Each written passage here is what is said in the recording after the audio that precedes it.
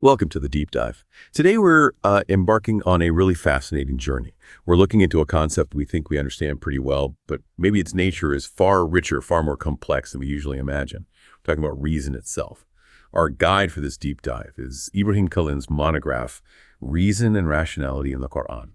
And this source, well, it doesn't just discuss reason, it actively challenges a lot of our modern assumptions about what it really means to be rational. So our goal today, we want to cut through the noise, pull out the most impactful insights from this material, and basically give you a shortcut to being well-informed on a topic that has, honestly, profound implications for how you understand knowledge, truth, even yourself. Whether you're prepping for a meeting, trying to catch up on a field, or maybe you're just genuinely curious about different ways of thinking, this is for you. So how does a tradition often seen as rooted in revelation actually offer such a powerful, integrated view of reason? Let's explore that. We often talk about reason as, the cornerstone of modernity, especially thinking about the European Enlightenment, where reason kind of declared its independence, right? Became the ultimate judge of truth. But was that always the main understanding everywhere? Well, the source throws us right into a historical debate. It highlights how, back in medieval times, Christian thought often saw Islam as fundamentally against reason. The view was that it was grounded in, what they called blind faith, maybe even violence.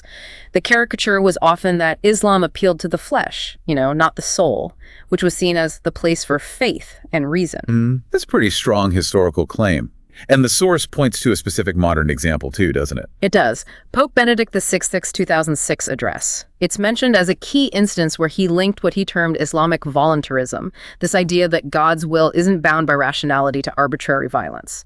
He argued instead for a theology aligned with logos, that Greek concept implying divine reason, like a rational substance. Okay, so the Pope argues for God as rational substance. Exactly.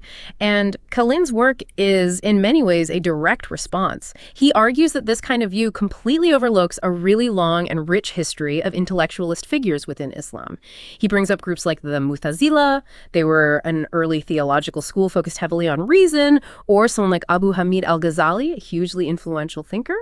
Kalin argues their positions, when you actually look at them, align much more with the Pope's emphasis on reason than people often realize. He points out that, yes, the Qur'an has verses like, he's doer of what he wills, but it consistently stresses divine goodness through attributes like infinite mercy al-Rahman and compassion al-Rahim, and that fundamentally pushes back against any idea of God being just arbitrary or, irrational. Right, so it's a much more nuanced picture than just will versus reason. Yeah. And this isn't just ancient history, is it? The source connects this to today. Absolutely. Kalin makes it clear these old charges against Islamic rationality, they persist. You hear them echoed by some anti-Islamic voices, sure, but also some secular critics. They still sometimes link things like Islamic terrorism to this idea of an irrational nature of faith, or they claim Islam is somehow just incompatible with modern values like human rights. So what happens when reason gets narrowed down? That's a critical question the source tackles. What happens when we reduce reason to just things you can quantify, or, decisions a computer could make? Kalin argues this rarefied view of reason, the kind championed by some Enlightenment thinkers, it hasn't actually delivered on its promises. Promises of truly free individuals, economic justice.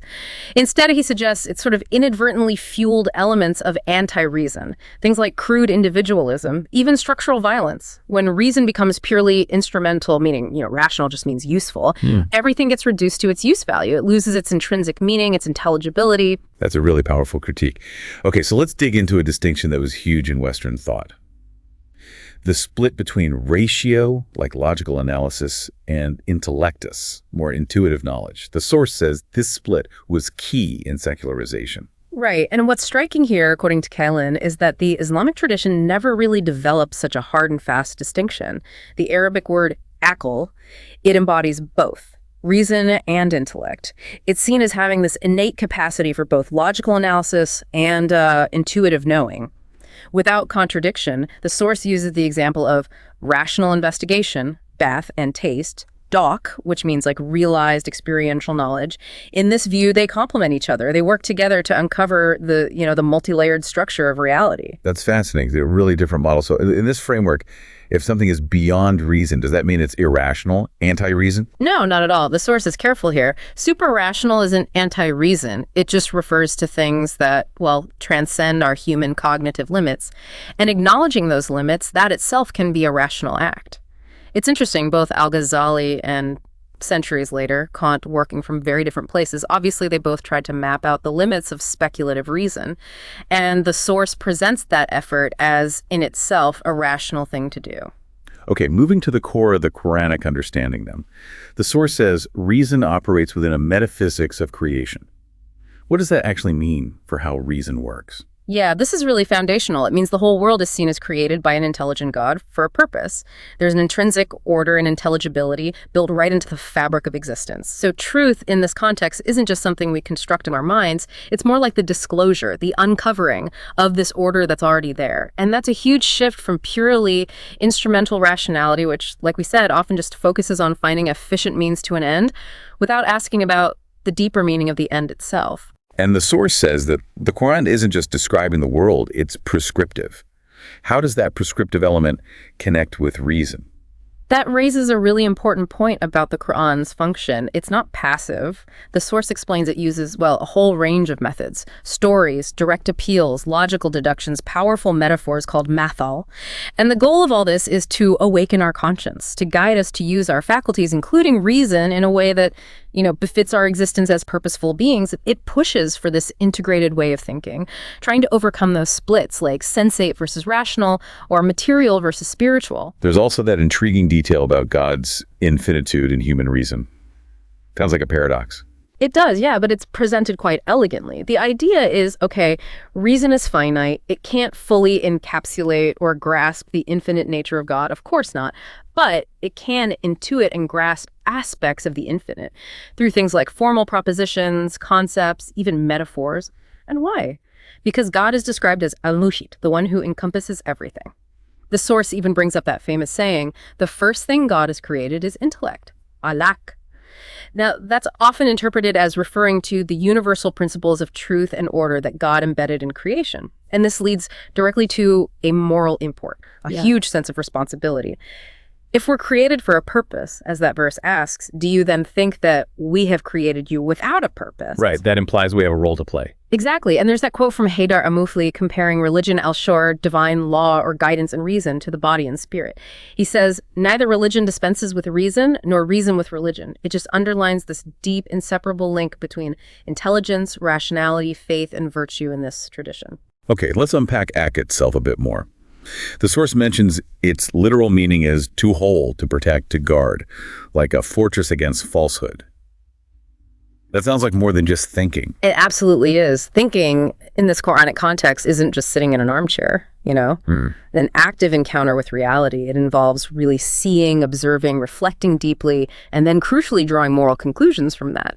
And the source brings in that distinction, which is often attributed to Imam Ali, between aql matbu, that's innate reason, our sort of inborn capacity to grasp truth, part of our fitra, our natural disposition, and aql mazmu, which is acquired reason, what we learn from others. And the innate reason takes precedence. That's the emphasis, yeah. That fundamental capacity is primary. And there's that beautiful image of the intellect as a polished mirror reflecting the divine. How does that connection work? Yeah, Mullah Sadra, a major philosopher, gives this really striking description. He says the intellect basically has no veil between itself and God. It directly witnesses God's essence, and his explanation is profound.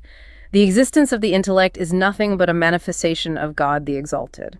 So reason isn't just a human tool. It's seen as intimately connected to, even participating in, the divine reality. Wow. And the Quran uses other words too, right? Beyond just aql. Things like qalb, heart, and lub, innermost intellect. What does that variety tell us about perception? It points towards a very holistic view of our experience, our first-order experience of reality. The source argues that our senses and our reason work together, in concert. This is a real contrast to, say, the Cartesian split mind separate from body. Here, the heart, al-qalb, is often identified as the actual locus of this unified experience. It's where perception, thinking, feeling, moral judgment, they all kind of blend together. So aql and qalb are almost interchangeable sometimes. Yeah, some Arabic linguists see them as practically synonymous because their functions are so integrated in this view. The heart thinks, the intellect feels, in a way. But there's a warning too, right? About ego and desires messing things up. A very strong warning. The source quotes those powerful verses, like the one asking, or do you think that most of them hear or reason? They are only like cattle. Or the one about those destined for hell having hearts with which they do not understand, eyes with which they do not see. So having the organs isn't enough. Exactly. They need to be guided by a sound heart, by clear intelligence. There's that famous saying of the prophet, "Verily there is in the body a small piece of flesh. If it is good, the whole body is good. Verily it is the heart." And the Qur'an actually urges people to travel through the earth and have hearts by which to reason and ears by which to hear. It connects that physical journey, that observation with inner understanding, with the heart's capacity for reason. And how does the universe itself fit into all this? The universe isn't just seen as, physical stuff. It's presented as ayah, a sign from God. Just like the verses of the Qur'an are ayat, both are considered sacred texts in a way. Both demand our commitment intellectually, spiritually. The source gives that example about the sun and moon, the calculation of years being signs for a people who know. Mm-hmm. So, reason's job, in part, is to discover these universal principles, these intrinsic qualities embedded in creation itself. And crucially, Kalin argues there's absolutely no contradiction between scientifically studying the universe and seeing it as God's supreme miracle. They're two sides of the same coin. Seeing the order is seeing the sign. Precisely. The universe itself is even described as Muslim, in one verse meaning it surrenders to God, it follows its inherent nature and laws. Humans share this potential for surrender, but we have free will. The source talks about ulu al-albab, those with a deep understanding or kernels of intellect. They're the ones who perceive the reality behind the appearances, they see the signs. It's more than just being clever, it's insight. And this depth of understanding is connected to why the Qur'an says there is no compulsion in religion. Because ideally, when reason is used properly, guided by a sound heart, the truth becomes self-evident. It doesn't need to be forced. Okay, so bringing this all together, this integrated view, reason, intuition, heart, observing the universe, how does it connect to our moral choices? Does being truly rational, in this sense, mean being moral? Yes, fundamentally. And this is where the will comes back in. The source argues that intuitive thinking, that holistic perception, it's active in our moral choices too. We're meant to combine reason and will to act rightly. And the concept of taqwa, often translated as God consciousness or fear of God, but it literally means protecting oneself against danger. It converges really strongly with ʿAql. Taqwa becomes this conscious, intelligent effort to protect ourselves from inhumanity, from immorality. The source notes that a truly intelligent person is defined as one who has taqwa of their Lord. The morality guides the intellect. And there's that argument for rationality as coherence. What does that mean practically? This is a really key principle for Kaka, and it boils down to this. It's a fundamental contradiction in irrationality, really to accept something as true in your mind or heart, and then not live accordingly. The source is very explicit about condemning hypocrisy. It quotes those verses, "Do you enjoin right conduct on the people and forget yourselves? And it is most hateful in the sight of God that you say that which you do not do." So your actions have to align with your beliefs. Exactly. And this principle of coherence extends even to belief in God itself. The source uses those cosmological verses, the ones asking about who created the heavens and earth, who provides sustenance, to argue that acknowledging God's existence but then taking partners with him, that's an utter irrationality. It's challenging you, the listener, the observer, to look at the evidence of the universe's order and draw the rational conclusion, the theistic conclusion. Wow.